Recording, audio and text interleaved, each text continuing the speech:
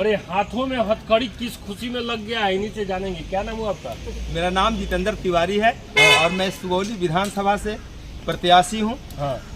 ये हाथों का हथकड़ी बता रही है कि बड़े नेताओं के झूठ का पोल खोलने के लिए हम लोगों ने काला झंडा दिखाया गांधी मैदान में।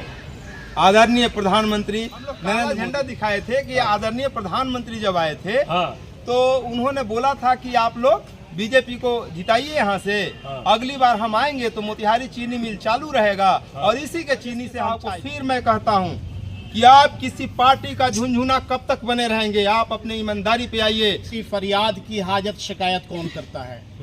किसी फरियाद की हाजत शिकायत कौन करता है? अगर इंसाफ मिल जाए बगावत कौन करता है? वाह। हाथों में हथकड़ी है, नॉमिनेशन देने आए हैं, सुगौली विधानसभा से चुनाव लड़ेंगे। क्या है इनका परिचय और ये हाथों में हथकड़ी किस खुशी में लग गया है, इन्हीं से जानेंगे। क्या नाम हुआ आपका? मेरा नाम जितेंद्र तिवारी है और मैं सुगौली विधानसभा से प्रत्याशी हूँ। ये हाथों का हथकड़ी बता रही है कि बड़े नेताओं के झूठ का पोल खोलने के लिए हम लोगों ने काला झंडा दिखाया गांधी मैदान में आदरणीय प्रधानमंत्री नरेंद्र मोदी जी को। उसका परिणाम हुआ ये हाथों में हथकड़ी है, क्योंकि ये हथकड़ी जिस वजह से है वो वजह है कि हमारे फेसबुक पे एक खबर है जो 6-8 महीना पहले का है, जिसमें हम स्टेटमेंट दे रहे हैं कि शराबबंदी है, परंतु 300 रुपये का जो बोतल मिलेगा दुकान में वह 1000 में घर पहुंच के मिल जाता है। ये शराबबंदी का दृश्य है और यही बातें एसपी साहब ने खंगाला और उस पर FIR किया और मैं आज जेल में हूँ। लेकिन मैं दावे से कहता हूँ कि सच मैं बोलता रहूँगा। आज भी दारू सप्लाई में कोई पकड़ाता है तो किसी गरीब का बेटा 200-300 के लालच में पकड़ाता है और बड़े व्यापारी जो ट्रकों से कारोबार करते हैं वह नहीं पकड़े जाते हैं। इसका उच्च स्तरीय जांच होना चाहिए।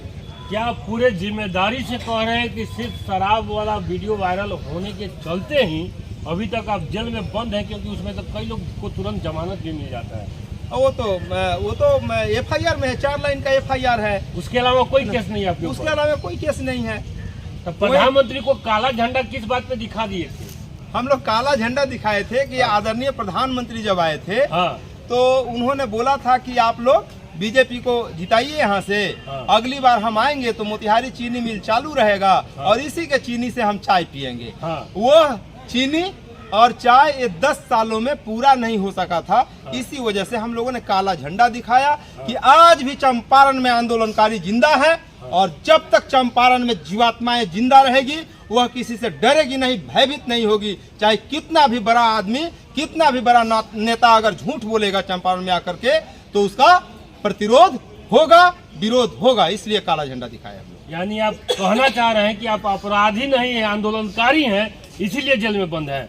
निश्चित रूप से जेल भी मुझे उसी संज्ञा में रखा हुआ है, अपराधी की तरह मुझे नहीं रखा हुआ है। मुझे बेहतर सरकारी सुविधा के साथ रखा हुआ है। जेल में मुझे कोई दिक्कत कठिनाई नहीं है। मैं जेल प्रशासन को इसके लिए धन्यवाद देता हूं और एसपी साहब को फिर मैं कहता हूं कि आप किसी पार्टी का झुनझुना कब तक बने रहेंगे, आप अपने ईमानदारी पे आइए, क्योंकि सारे युवाओं को आप जेल में भर दिए हैं।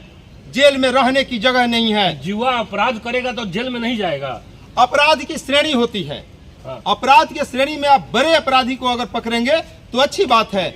जो ट्रकों का ट्रक जो सप्लाई करता है, दारूबाज, धंधेबाज, उसको पकड़ेंगे तो अच्छी बात है। लेकिन 100 रुपया के लिए बोतल पहुंचाने वालों को पकड़ के 10 मुकदमा कर देंगे तो कल वो अपराधी हो जाएगा, वो बड़ा अपराधी हो जाएगा। जेल में रह के अब कैसे चुनाव का कैंपेन करेंगे? जब जेल में थे तो चुनाव क्यों लड़ने आ गए? ये तैयारी तो हम लोग की पहले से है। चंपारण की क्षेत्रीय पार्टी, हम लोग आपन माटी आपन पार्टी, किसान सुराज दल, हम लोग दोनों साथ ही मिल करके, चंपारण की पार्टी है, चंपारण की मिट्टी से उपजी पार्टी है, हम दोनों साथ ही मिल करके तमाम तरह के आंदोलन करते हैं और पीछे कई आंदोलन हम लोगों ने किया है, कई कार्यक्रम किया है। अभी हम लोग मिट्टी संग्रह का काम किए कि बापू के चरणों की मिट्टी मांगे। चंपारण औद्योगिक विकास प्राधिकरण पूरे चंपारण में रथ यात्रा निकाले हम लोग। उस मिट्टी कलश वाले मिट्टी को हम लोगों ने प्रधानमंत्री, राष्ट्रपति, मुख्यमंत्री और राज्यपाल महोदय को भेजा है कि आप चंपारण में औद्योगिक विकास प्राधिकरण का गठन कीजिए। एक राम रहीम बाबा है, बार बार पैरोल से रिहा हो जाते हैं। बड़ा सवाल ये है कि एक छोटे से अगर अपराध में गिरफ्तार होकर जेल गए हैं और चुनावी मैदान में आ गए हैं, तो क्या इनको पैरोल पे रिहा नहीं किया जा सकता कुछ दिन, ताकि ये अपना कैंपेन कर सके, चुनाव प्रचार कर सके, जनता के बीच साथ जा सके? पैरोल के लिए अप्लाई किए हैं क्या? पैरोल के लिए अप्लाई हुआ था तो 2 दिन का आदेश मिला था। एक दिन बैंक अकाउंट खोलने के लिए और दूसरा दिन आज नामांकन के लिए। तीसरा हम लोग फिर कोर्ट खुलेगा तो प्रयास करेंगे कि हमको पैरोल मिलना चाहिए प्रचार प्रसार के लिए, और मुझे उम्मीद है कि मिलेगा, पैरोल मिलेगा। हाँ, मिलना भी चाहिए। कोई बहुत बड़ा गंभीर आरोप इनके ऊपर नहीं है जैसा ये बता रहे हैं, और प्रधानमंत्री को काला झंडा कुछ लोगों ने दिखाया था और उसमें इनका भी हाथ प्रशासन ने पाया था या आरोप लगाया था? न था। अब थे? हाँ, मैं था। बहुत जिम्मेदारी के साथ कह रहे हैं, मानते हैं? मेरे नेतृत्व में ही पार्टी की तरफ से काला झंडा दिखाया गया था, मैं स्पॉट पे था। हाँ। और एसपी साहब ने कहा भी था, हम लोग आ रहे कि हम लोगों को जेल भेजिए, तो उन्होंने कहा भी था कि इसमें जेल नहीं भेजेंगे, हीरो नहीं बनाएंगे, लेकिन हम जेल भेजेंगे। उन्होंने भेजा, धन्यवाद करता हूँ मैं। सुगौली की जनता से हंसते हुए क्या अपील करना चाहेंगे?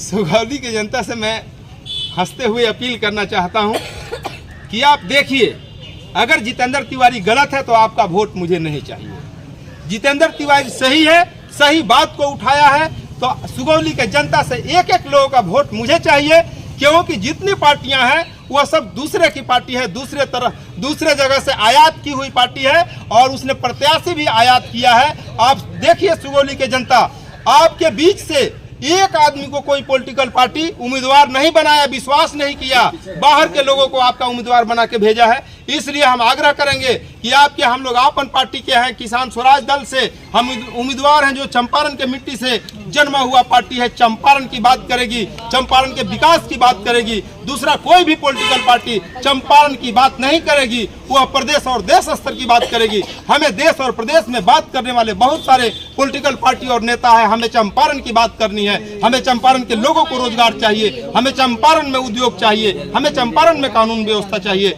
मैं आग्रह करता हूं, हाथ जोड़ के विनती करता हूं कि आप मुझे भारी मतों से विजयी बनाएं। पहला मांग होगा कि जितेंद्र तिवारी विधायक के रूप में अगर शपथ लेगा तो पहले आमरण अनशन का घोषणा करेगा कि चंपारण औद्योगिक विकास प्राधिकरण का गठन होना चाहिए। 40 उद्योगों में 70% चंपारण के युवाओं को रोजगार मिलना चाहिए। इसके बाद हम दम लेंगे। एक और नेताजी हैं यहाँ पे, इनके समर्थन में आए हैं। क्या नाम हुआ आपका? मेरा नाम अशरफ अली हुआ। हाँ। आपन पार्टी के राष्ट्रीय सचिव हूँ मैं। हाँ। क्या कहेंगे? चुनावी मैदान में हैं और हाथों में हथकड़ी लगा हुआ है। हाथों में हथकड़ी है तो इसका मतलब ये नहीं कि हम लोग चुनाव हार रहे हैं। हाँ। ऐसा नहीं है, क्योंकि हमेशा मैं अपने भाषणों में कहा करता हूँ कि किसी फरियाद की हाजत शिकायत कौन करता है। किसी फरियाद की हाजत शिकायत कौन करता है, अगर इंसाफ मिल जाए बगावत कौन करता है। हाँ। अगर इंसाफ मिला होता और अगर सच की बात हुई होती इस चंपारण की धरती पे, तो आज हाथों में हथकड़ी नहीं होती। सच बोलने के वजह से आज हाथों में हथकड़ी डाला गया है। और सुगौली के अंदर इस बार चुनाव में जितने भी पैराशूट से आए हुए पार्टी हैं या पैराशूट से आए हुए कैंडिडेट हैं, उन सबों को हाथों के हथकड़ी का नामांकन देख करके ही घबराहट हो चुकी है कि इस बार सुगौली में कुछ नया होने वाला है। कितने वोटों से हार जीत का अंतर पा रहे हैं, और आप किससे मुख्य प्रतिद्वंदता जो है, मुख्य लड़ाई तिवारी जी का ओपन पार्टी का किससे होने जा रहा है? महागठबंधन या राजग? देखिए, वो महागठबंधन हो या जेडीयू हो या कोई भी पार्टी हो, हम लोग किसी से कंपेयर करने के लिए मैदान में नहीं उतरे। चंपारण वादी हैं, सच का नारा लगाते हैं, और इस चीज से पूरा उम्मीद है, घमंड है इस बात का कि इस सच के वजह से सुगौली के जनता इस बार जीत का माला जितेंद्र तिवारी को पहनाने जा रही है। सुगौली विधानसभा की जनता से क्या अपील करेंगे, खासकर अपने समुदाय के लोगों से क्या कहना चाहेंगे? सुगौली के जनता से मैं ये अपील करना चाहूँगा कि जितेंद्र तिवारी किसी पहचान के मोहताज नहीं है, आप सब जानते हैं। और ये भी जानते हैं कि जितेंद्र तिवारी हमेशा से सुगौली के अंदर हक की आवाज़ उठाते रहे हैं। अगर ये बीड पे भी रहे हैं, उस पीरियड में भी इनका नारा हक के लिए लगता रहा है। तो मैं सुगौली के जनता से अपील करना चाहता हूँ कि आप सब जितने भी पैराशूट से आए हुए लोग हैं, उन सबों को एक तरफ रखें और अपना कीमती वोट दे करके, अपना समर्थन दे करके जितेंद्र तिवारी को विधानसभा भेजने का काम